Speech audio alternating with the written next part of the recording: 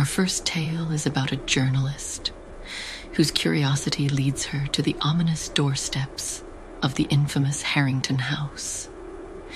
Nestled on the fog-laden cliffs of Maine, this decrepit mansion whispers secrets of a past as dark as the shadows that cling to its walls. Here, within these haunted halls, her skepticism is challenged by the unseen and the unspoken.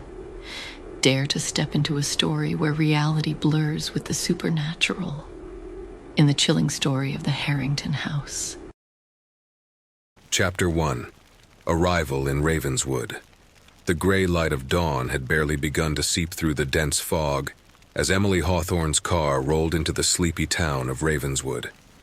Nestled on the rugged coast of Maine, the town seemed to exist in a perpetual shroud of mist, as if it were a world unto itself, detached from the passage of time. Emily had heard of Ravenswood's quaint charm, but what drew her here was something far more intriguing. The Harrington House, a relic of the past, shrouded in mystery and dark tales. As a freelance journalist known for debunking supernatural myths, Emily found the allure of the legendary house irresistible. It was a perfect story, a blend of history and horror, just waiting to be unraveled. The streets of Ravenswood were still as she drove through, the only sounds being the gentle hum of her car and the occasional caw of a crow. The houses lining the streets were a mix of old Victorian and newer modest homes, all wearing a patina of age and salt carried by the winds off the coast. Stopping at a small diner, the Raven's Nest, Emily stepped out into the chilly morning air. The bell above the door tinkled as she entered, announcing her to the sparse early crowd. The diner was a cozy, if somewhat dated establishment with checkered tablecloths and an array of local memorabilia adorning the walls. At the counter, she ordered a coffee, the warmth of the cup comforting against the chill. She glanced around, observing the locals.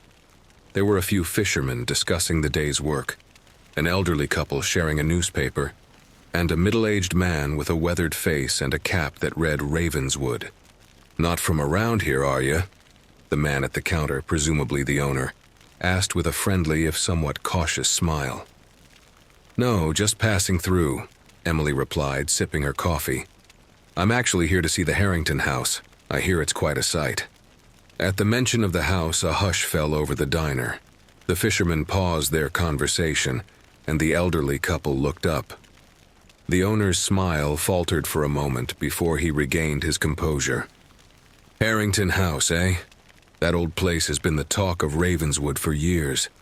Some strange tales about that house," he said, leaning in slightly, his voice a conspiratorial whisper.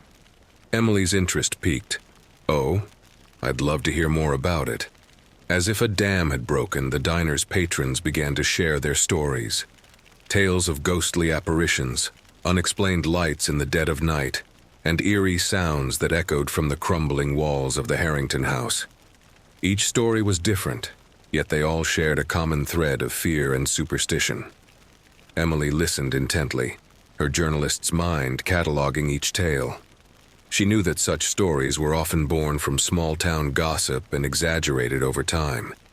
Yet she couldn't deny the chill that ran down her spine as she listened to the eerie tales. Finishing her coffee, she thanked the patrons for their stories and left the diner, the bell tinkling once again as she stepped back into the fog. The Harrington House was calling to her, a siren song of mystery and darkness that she couldn't resist. As she drove towards the house, the fog seemed to thicken, enveloping her car like a ghostly cocoon. Ravenswood, with its quaint charm and whispered legends, had already begun to weave its spell around her. Little did she know, the Harrington House held secrets darker than the fog that shrouded the town.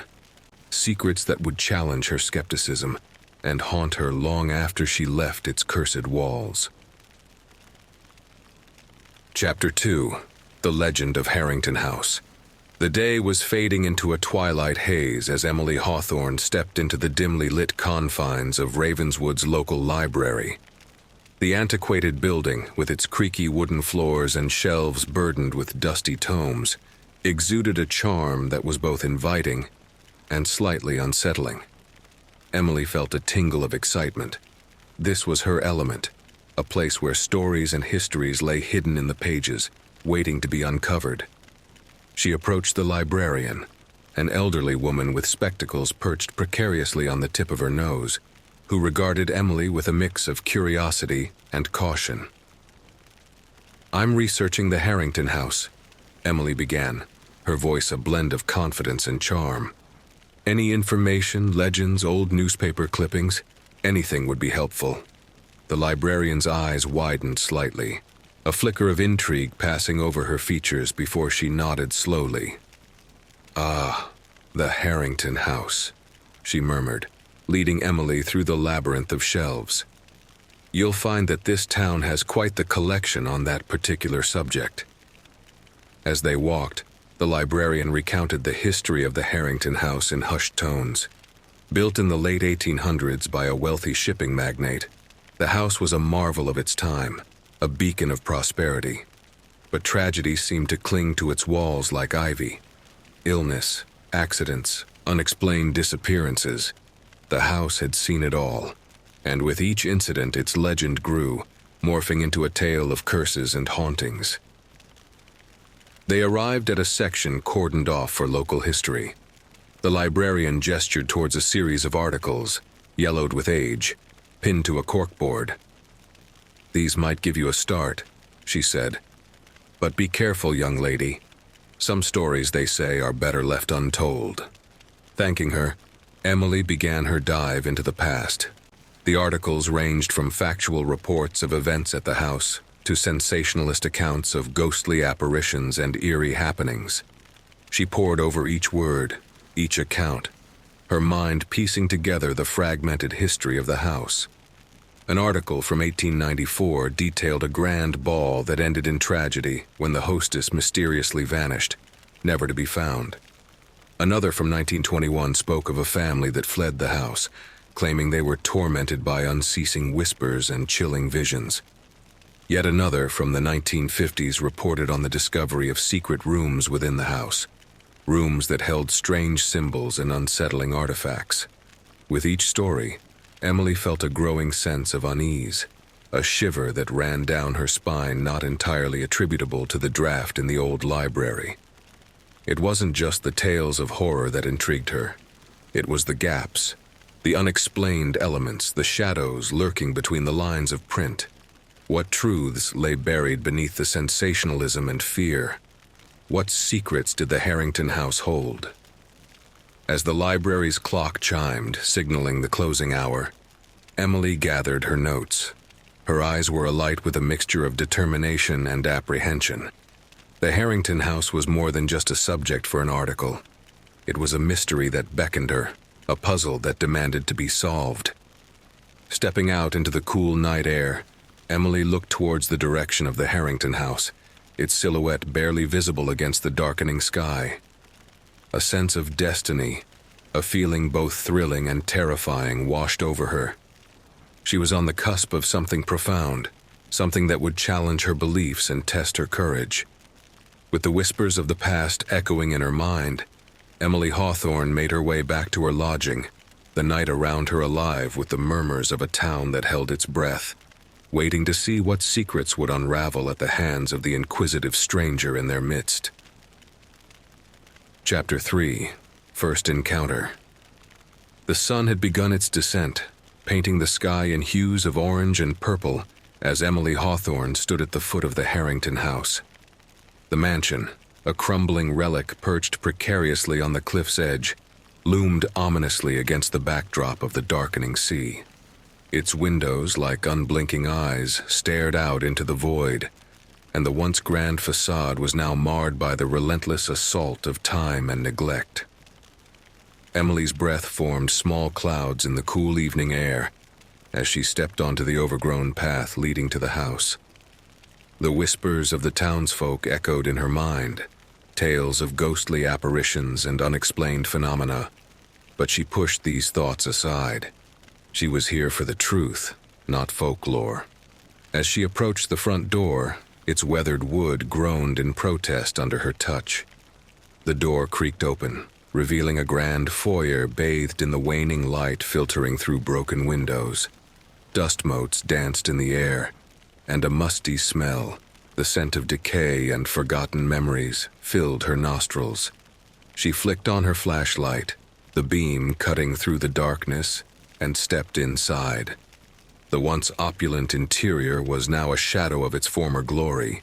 Peeling wallpaper, cracked tiles, and a grand staircase leading to the upper floors bore witness to the house's lost grandeur. Emily moved cautiously, her footsteps echoing through the vast, empty halls. As she explored, she couldn't shake the feeling of being watched. She turned suddenly, her heart racing, but there was nothing, only the oppressive silence of the house. In the grand living room, a grand piano, its keys yellowed and warped, sat in a corner. She approached it, her fingers brushing against the keys, eliciting a discordant sound that seemed to resonate through the very soul of the house. It was then she heard it, a soft whisper barely audible like the rustling of leaves. She froze, straining her ears, but it was gone as quickly as it had come. Continuing her exploration, Emily found a library, its shelves still filled with books, their pages yellowed and bindings cracked. She ran her fingers over the spines, reading the titles. Histories, novels, forgotten stories of a bygone era. It was a room frozen in time, a testament to the lives that once filled the house. As she delved deeper into the house, the atmosphere grew heavier, the air colder. She could almost feel the sorrow that seemed to permeate the walls, the echoes of laughter and tears that once filled these rooms. In what seemed to be a study, she found a portrait. The painting depicted a woman, her features elegant yet somber, her eyes seeming to follow Emily's every move. There was a sadness in those painted eyes, a depth that spoke of loss and longing. Emily couldn't tear her gaze away, feeling an inexplicable connection to this woman from another time. The sun had fully set now, and the house was enveloped in darkness, save for the beam of her flashlight. Shadows stretched and twisted, taking on forms in the corners of her vision, playing tricks on her mind. She reminded herself that it was just her imagination, the result of the stories she had been told. But as she turned to leave the room, she heard it again. That whisper closer now, a hushed but distinct voice calling out to her. Her heart pounded in her chest, and a chill ran down her spine. She quickly turned, the flashlight's beam darting across the room. But there was nothing, only the feeling of not being alone. Emily knew she should leave, that it was foolish to stay in this place as fear began to take hold. Yet, she couldn't. There was something about the Harrington house, a mystery that enticed her, that called to her. With a deep breath, she steadied her nerves. She would uncover the secrets of this house, she resolved, no matter what whispered in the shadows. Chapter 4. Unexplained Phenomena. Emily, notebook in hand, moved through the house with a blend of curiosity and caution. Each room told a silent story, from the dust-covered portraits lining the walls to the once elegant furniture now shrouded in age and neglect. As she ventured deeper, the air grew colder, a sharp contrast to the warm summer evening outside. Emily shrugged off the chill, attributing it to the house's lack of insulation. But then, the whisper started. Soft, unintelligible murmurs that seemed to emanate from the walls themselves. She paused, her rational mind searching for a logical explanation. Perhaps the wind whistling through the cracks, she thought. Continuing her exploration, Emily entered what appeared to have been a study. Books lay strewn across the floor, their pages yellowed and curled. She bent down to examine an old leather-bound volume when a sudden cold draft swept through the room, causing her to shiver involuntarily. She looked around, noticing for the first time that the windows were firmly shut. An uneasy feeling began to settle in her stomach. Ascending the creaking staircase, she could almost feel the weight of unseen eyes upon her. Reaching the top, she was greeted by a long, dimly lit hallway. The floorboards groaned under her steps, breaking the heavy silence. It was then that she saw it, a fleeting shadow darting across the far end of the hallway. Her heart raced. She called out, her voice echoing, but received no response. Approaching the spot where she'd seen the shadow, she found nothing but an empty corridor and the faint, musty scent of decay. Trying to shake off the growing sense of dread, Emily entered one of the nearby rooms. It was a child's bedroom, frozen in time.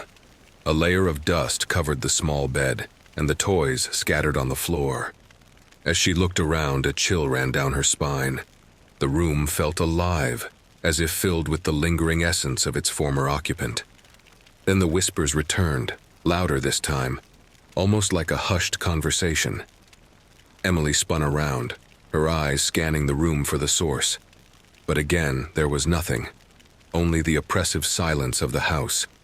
Feeling a mixture of fear and intrigue, Emily made her way back to the staircase. The house seemed to be playing tricks on her, preying on her imagination. She reminded herself that there was always a logical explanation for everything. Yet, as she descended the stairs, the undeniable feeling that she was not alone in the Harrington house clung to her like a cold, unshakable shadow.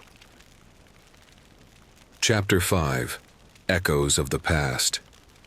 Emily's fingers traced over the spines of ancient books as she wandered through the Harrington House library, a room frozen in time. Dust swirled in the beam of her flashlight, casting ghostly shadows on the walls lined with shelves. Her eyes fell upon a neglected corner, where a stack of yellowed papers lay haphazardly on a mahogany desk. Curiosity drew her forward. As she unfolded the first letter, the brittle paper crackling under her touch, Emily was transported into the world of its writer. "My dearest Jonathan," it began, the words penned in a delicate, looping script. The letter spoke of a longing, a love constrained by unseen forces, a passion as palpable as the dust in the air. She delved deeper, uncovering diaries and notes, each a fragment of a life long gone. A diary entry dated 1865 revealed a world of grief. "The house mourns with me tonight, its walls echoing my sobs." It was Isabella Harrington's voice speaking from the grave, her sorrow seeping into Emily's bones. Another diary, bound in cracked leather, fell open to a page marked by a dried rose. The entry was different, terse, troubled. "The shadows move against my will," it read, the writer's fear almost leaping off the page. Emily's hand hovered over the words, feeling the writer's dread as her own. The portraits on the walls seemed to come alive under her gaze. Stern faces of the Harrington lineage stared back at her, their eyes following her movements with silent accusation. The air grew heavy, the whispers of the past swirling around her. Back in the safety of her motel room, Emily couldn't escape the grip of the house. The stories she had uncovered wrapped around her thoughts, unbidden and intrusive. Sleep came reluctantly, dragging her into its depths. In her dreams, the Harrington house lived again. She wandered its halls, a silent observer to the dramas that had unfolded within. She saw Isabella, radiant in her wedding gown, her joy turning to horror as she plummeted from the cliff. The two brothers, once inseparable, torn apart by greed and betrayal, their anger reverberating through the corridors. She woke with a start, the echoes of the house's tragedy still ringing in her ears. Her heart raced, the line between her dreams and the reality of the room around her blurred. The past had seeped into her, its whispers becoming a part of her story. In the stillness of the night, Emily realized the Harrington house was not just a structure of wood and stone. It was a vessel of memories, each room a keeper of secrets, each artifact a whisper from the past, and she, unwittingly, had become its latest confidant. Chapter 6. The Presence Reveals Itself. As twilight bled into night, Emily's footsteps echoed against the ancient stones of the Harrington house. The mansion, under the cloak of darkness, felt more like a living entity than a mere structure. She stepped inside, her breath visible in the cold air, a sense of trepidation accompanying her every move. The house greeted her with oppressive silence, broken only by the occasional groan of old wood. Shadows clung to the corners like dark specters, and the air was thick with anticipation. With each step, Emily felt as if she were delving deeper into the belly of some slumbering beast. In the grand hall, where moonlight filtered through the stained glass, casting kaleidoscopic patterns on the floor, the presence was palpable. The portraits on the walls, illuminated in the eerie light, seemed to come alive, their eyes following her with silent intensity. Suddenly, the temperature plummeted, and a gust of wind snuffed out the few candles she had lit. Darkness enveloped her. A whisper floated through the air, ethereal yet unmistakable. "Emily." It was a hiss, a sound that seemed to come from everywhere and nowhere. Panic rose in her throat. She fumbled with her flashlight, its beam flickering to life, cutting through the blackness. The light revealed nothing but the familiar antiques and tapestries, yet the sensation of being watched was overwhelming. Then it came, a force unseen but as real as the beating of her heart. It rushed towards her, a gust of malevolent energy that knocked her off her feet. Her flashlight clattered to the ground, the light flickering erratically, throwing grotesque shadows across the walls. Emily scrambled backwards, her back hitting the base of a cold marble statue. The air around her crackled with a sinister energy. She could feel it, a presence circling her, toying with her. It was an entity of malice and sorrow, an amalgamation of the house's tragic past. The whispers grew louder, a cacophony of voices from the depths of the house's soul. They spoke of tragedy, of pain so deep it had transcended time. The entity, a guardian of these agonies, sought to ensnare her in its web of despair. With a sudden burst of courage, Emily grabbed her flashlight and stood, defiance burning in her eyes. The presence recoiled momentarily, as if surprised by her resilience. She held the light high, its beam a solitary weapon against the encroaching darkness. For a moment, there was a standstill, a silent battle of wills between Emily and the entity. Then, as quickly as it had descended upon her, the presence withdrew, the air clearing as if released from an invisible grip. Emily, her heart pounding in her chest, realized she had survived her first true encounter with the supernatural force of Harrington House. She was no longer merely a visitor in this realm of shadows. She had become a part of its story. A mix of fear and determination settled within her. She would uncover the secrets of this place no matter what darkness she had to face. Chapter 7. Haunted Memories. The night following her harrowing encounter, Emily lay in her motel bed, the darkness in her room mirroring the one that had descended upon her mind. The silence was oppressive, punctuated only by the distant sound of the ocean's restless murmuring. Her thoughts, unbidden, spiraled back to the events in the grand hall, each memory tinged with an icy fear. As sleep finally claimed her, it dragged her into a world where past and present collided. She found herself standing in the rain, the cold droplets mingling with her tears. She was back in that moment, the one that had haunted her for years. The car accident, the screech of tires, the sickening crunch of metal, the world spinning wildly out of control, and then the devastating stillness. In her dream, she turned to see her younger brother, Jamie, lying motionless beside her. His favorite toy, a small, worn teddy bear, clutched in his lifeless hand. The guilt that had gnawed at her soul since that day enveloped her, a tangible force in the dream's surreal landscape.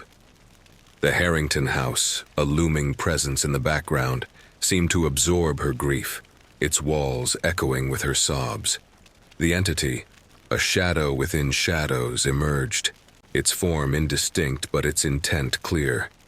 It wrapped itself around her memories, amplifying them, feeding off her sorrow. The house transformed around her, the corridors becoming the hospital's sterile hallways, the portraits on the walls replaced by X-rays displaying fractures and injuries. She could hear the steady beep of the heart monitor, a rhythm that had once been Jamie's lifeline. In the twisted logic of the dream, Emily found herself standing by Jamie's hospital bed, watching helplessly as he slipped away. The entity's whispers filled her ears, a chorus of blame and despair. "Your fault," it hissed, its voice a cold caress against her skin. She tried to run, to escape the memories and the malevolent presence, but the house was a maze, its corridors twisting and turning, leading her further into darkness. Each room she entered played out another scene from her past, each memory distorted and intensified by the entity's influence. In one room, she relived the funeral, the cold rain mirroring her internal storm. In another, she was back in the courtroom, drowning in a sea of accusing eyes and whispered judgments. The entity was ever present, a spectator and instigator, its form sometimes glimpsed in the corner of her eye, a flicker of darkness feeding on her trauma. As dawn approached, Emily awoke, gasping for breath, her sheets drenched in sweat. The motel room felt claustrophobic, the memories of the dream too vivid, too real. She knew then that the entity was not just a guardian of the house's horrors. It was a manipulator of her deepest fears. Despite the terror, a resolve settled within her. She would not let her past define her, nor would she allow the entity to use it against her. With a newfound determination, Emily prepared to face the house again, to confront the shadows that lurked in its halls and the ones that dwelled within her. Chapter 8. Night of Terrors. The moon was a thin crescent in the sky as Emily stepped once more into the foreboding embrace of the Harrington house. Her heart was a drumbeat of trepidation, each step forward an act of defiance against the fear clawing at her insides. The house loomed before her, its windows dark, its silence a sinister prelude. As she crossed the threshold, the air shifted, dense with the electricity of unseen eyes watching her. The house seemed to breathe, its walls whispering secrets in a language of creaks and groans. Emily's flashlight pierced the darkness, its beam trembling slightly in her unsteady hand. The grand hall, where her last encounter with the entity had taken place, was suffocatingly still. She could feel the weight of the unseen presence, a heavy cloak of dread draped over her shoulders. The portraits on the walls appeared to leer at her, their painted eyes gleaming with a malevolent glee. Suddenly, the floor beneath her heaved, as if the house itself was convulsing. Emily stumbled, catching herself against a table. The chandelier above swung wildly, its crystals clinking like mocking laughter. Shadows danced along the walls, forming shapes that slithered and twisted in a grotesque ballet. A piercing scream filled the air, not her own, but echoing her terror. The room spun, the walls seeming to close in on her. Emily felt a cold grip on her ankle, dragging her down. She kicked frantically, her breath coming in ragged gasps, her mind reeling from the assault. She managed to break free, scrambling to her feet, only to find herself facing a mirror. But the reflection was not her own. It was a distorted image, a figure with hollow eyes and a gaping mouth, a manifestation of her deepest fears. The figure reached out, its touch icy against her skin, a promise of endless despair. With a cry, Emily hurled the flashlight at the mirror. It shattered, the figure dissipating into shards of glass and darkness. Her heart pounding, she fled the hall, the house seemingly alive with malevolence. The corridors were a labyrinth, each turn leading her deeper into terror. Doors slammed shut around her, trapping her within the house's embrace. Whispers chased her, the entity's voice a cacophony of her darkest memories. It taunted her, relishing in her fear. In the library, books flew from shelves, their pages fluttering like the wings of trapped birds. In the dining room, the air was filled with the clatter of cutlery and the stench of decay. The house was a nightmare brought to life, each room a new chapter of horror. Exhausted, her body and mind pushed to their limits, Emily found herself back in the grand hall. The entity loomed before her, a swirling mass of shadow and malevolence. It was the culmination of the house's pain, a guardian of its cursed legacy. Gathering the last vestiges of her strength, Emily confronted the entity. Her voice, though trembling, was resolute. "You will not break me," she declared, her words a beacon of defiance in the engulfing darkness. The entity recoiled, as if her conviction was anathema to it. For a moment there was a standstill, a battle of wills between Emily and the darkness. Then, with a howl that echoed through the halls, the entity retreated, disappearing into the bowels of the house. Breathless and shaken, Emily collapsed to the floor. The house was quiet now, the immediate danger past, but the night's terrors had left their mark. She knew the entity was not defeated, merely biding its time. Gathering her strength, Emily prepared for what was to come, knowing the battle was far from over. Chapter 9. Unraveling Secrets. The morning light filtering through the broken windows of Harrington House did little to dispel the shadows of the night's terror. Emily, her body weary and her spirit battered, moved through the house with a new purpose. The revelation that her own history was intertwined with that of the house had ignited a flicker of understanding in the darkness. In the library, amidst the scattered books and papers, she found it. A faded photograph, edges worn, tucked away in an old diary. It was a picture of a couple standing proudly in front of the Harrington house, their faces etched with hope. Emily's breath caught in her throat. The man's eyes, there was something familiar about them. A memory tugged at her. A story her grandmother had once told her about her great-grandparents, who had mysteriously vanished during a visit to a grand mansion by the sea. As this realization dawned upon her, a chill ran down her spine, not from fear, but from a connection that spanned generations. She was not just a random victim of the house's horrors, she was a part of its legacy. The air around her shifted, and a soft light began to glow in the corner of the room. Emily turned to see a figure, translucent yet radiant.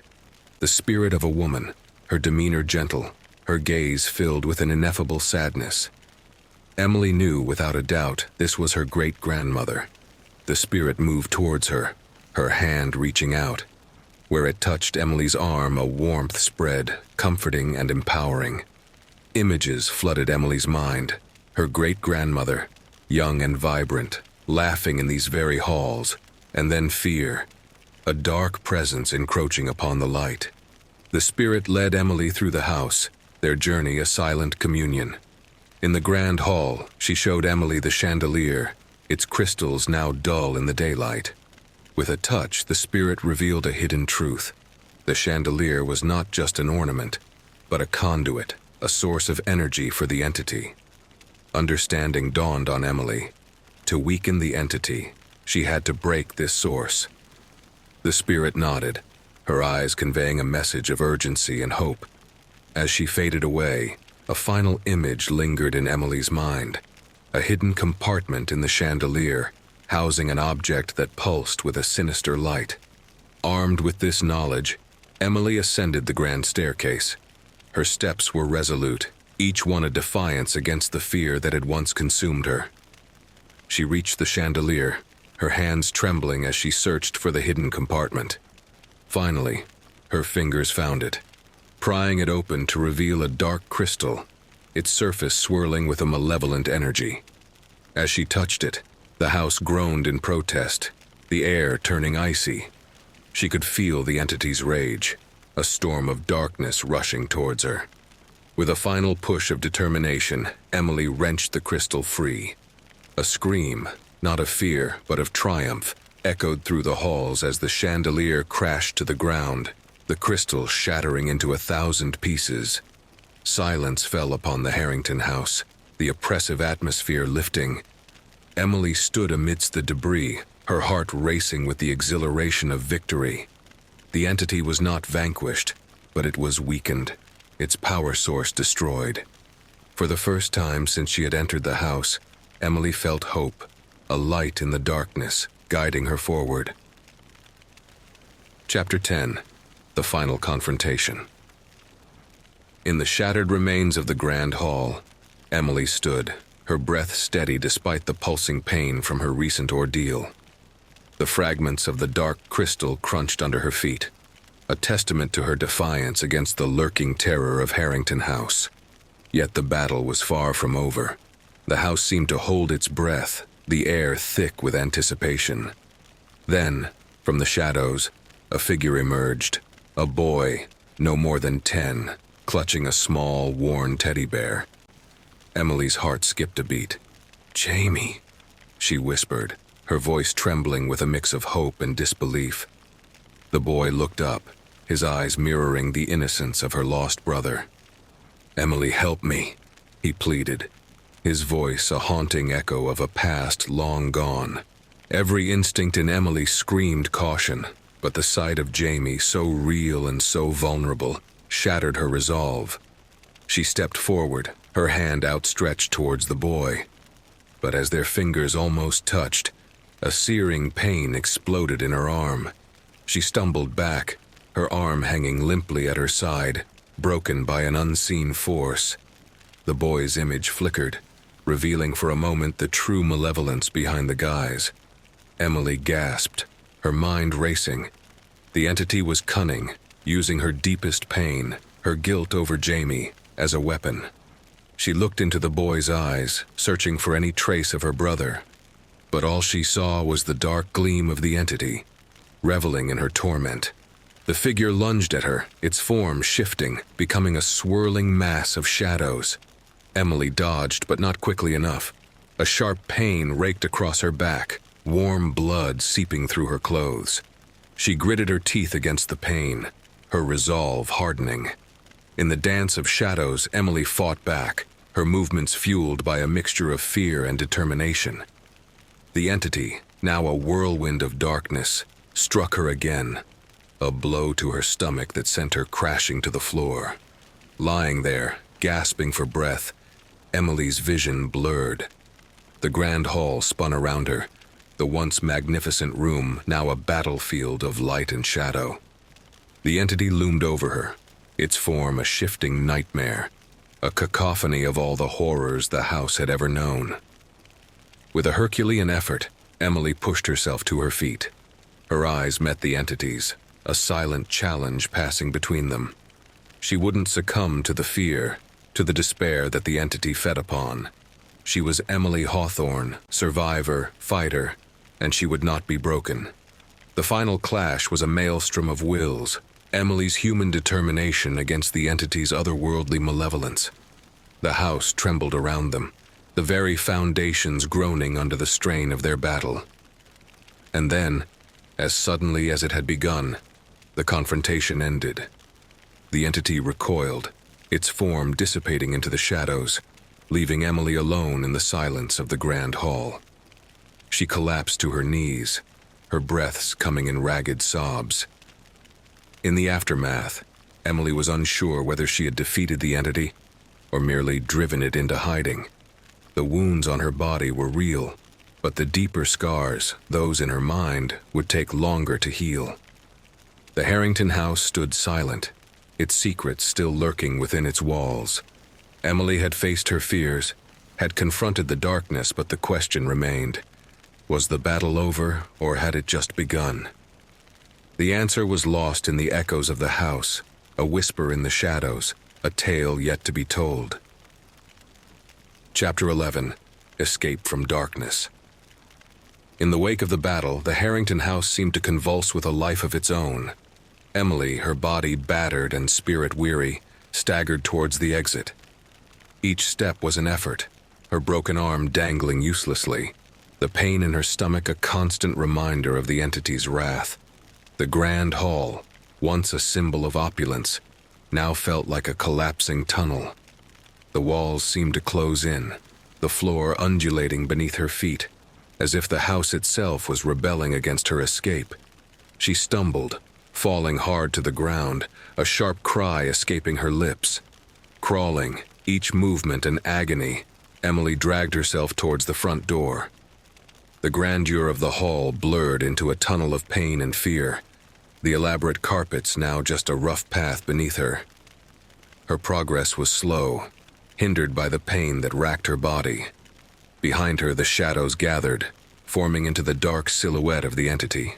It surged forward, a wave of malevolence intent on dragging her back into the darkness.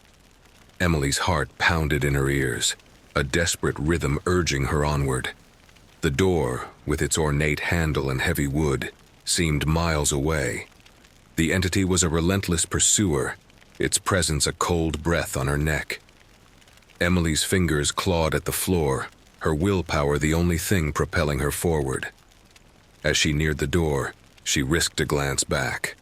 The entity was almost upon her, a swirling mass of shadows and hatred. Its form stretched out, reaching for her with tendrils of darkness.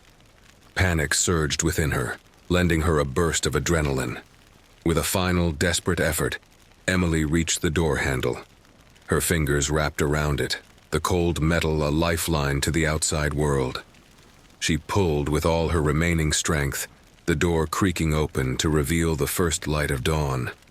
The morning light spilled into the hall, a golden wave washing over the darkness. The entity let out a sound, a screech of defeat and rage, as it and the shadows around it began to dissipate. They fell like dust, the remnants of the night's horrors disappearing in the purity of the new day. Emily, her body trembling, crawled out onto the steps of the front door. She grasped the stone railings, pulling herself up with a determination born of survival. Her clothes were torn, blood seeping from the wound on her back, painting a stark contrast against the pale dawn. She took a step, then another, each movement a testament to her resilience. Her walk back to the motel was a journey of realization. The world was no longer the place she had once believed it to be. Myths and superstition, the tales whispered in the darkness, had shown their reality in the halls of Harrington House. As the town came into view, a mix of relief and a profound acknowledgement of the unknown filled her. She had faced the darkness and survived, but the truth she had uncovered would forever change her understanding of the world. The line between myth and reality, once so clear, was now irrevocably blurred. Chapter 12. Departure and Reflection. The sun hung low in the sky, casting long shadows across the streets of Ravenswood as Emily made her way through the town. The small, quaint buildings, once viewed with a skeptic's eye, now held a different meaning. Each brick, each pane of glass seemed to whisper a silent acknowledgement of the world beyond what was seen. Her steps were slow, measured, the physical wounds of her ordeal a mere echo of the transformation within. The town was waking up, its inhabitants unaware of the battle that had raged in the Harrington house, unaware of the thin veil between their reality and the unknown that Emily had pierced. As she passed the diner where she had first heard the tales of the Harrington house, she paused. The laughter and chatter from inside sounded distant, a melody from another life. She remembered how she had sat there, a notebook in hand, her mind closed to the possibilities of the unexplained. Now, as she continued her walk, the memories of her time in the house played in her mind. The terror, the confrontation, the revelation of a connection to the house, it all swirled together, a tapestry of fear and courage. She had entered the Harrington house a skeptic, armed with nothing but her rationality. She left it with a profound respect for the mysteries of the world, for the stories that were passed down as mere superstitions. Her judgments of the townspeople, of their beliefs and fears, weighed heavily on her.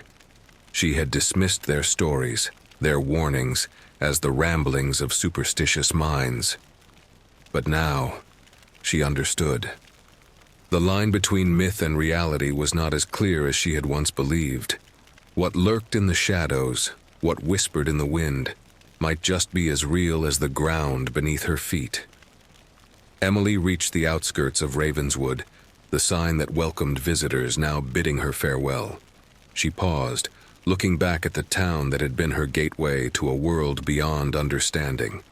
Her experiences in the Harrington house had not only changed her perception of the supernatural, but it also reshaped her understanding of herself. She had faced her deepest fears, not just the entity that haunted the house, but the guilt and pain of her own past. She had confronted the shadows, both within the walls of the Harrington house and within her own heart. The scars she bore were reminders of her journey, of the strength she had found in the face of the unimaginable. As she turned her back on Ravenswood, a sense of resolution settled within her. Emily Hawthorne, once a skeptic, now walked a path of open-mindedness, her eyes and mind attuned to the mysteries of the world. The stories she would write, the stories she would believe, had taken on a new dimension. The Harrington house, with its dark corridors and hidden truths, had opened a door within her, a door to a world where the impossible might just be possible. Chapter 13. The House Waits. The Harrington house stood silent in the aftermath of Emily's departure, its foreboding presence a stark contrast against the brightening sky. The sun's rays touched the aged facade, casting light on the weathered stone and ivy-clad walls, but unable to penetrate the deep shadows that clung to its soul. Inside, the grand hall was still, the remnants of the battle lying scattered on the floor. The shattered chandelier, once a symbol of luxury, now lay in ruins, a testament to the struggle that had occurred. The air was heavy with an unspoken anticipation, as if the house itself was holding its breath. Upstairs, in a room that had remained untouched by Emily's exploration, the atmosphere shifted. This was the child's bedroom, a place frozen in time, with toys scattered on the floor and walls adorned with faded wallpaper depicting scenes of whimsy and joy. But beneath the surface, a darker story lingered. In the soft morning light, a shadow moved across the room. It was small, the size of a child, its form barely discernible. It drifted slowly, pausing by the window, its outline visible against the glass. There was a sense of longing in its movements, a silent yearning that filled the room with a melancholic air. The shadow turned, its gaze seemingly fixed on something unseen, something beyond the walls of the room. For a moment it appeared as though the child was real, a living being trapped in time. But then it faded, leaving behind a haunting emptiness. Beneath the house, in the depths of the basement, the air was colder, untouched by the warmth of the sun. Here the darkness was deeper, a tangible presence that whispered of secrets yet to be revealed.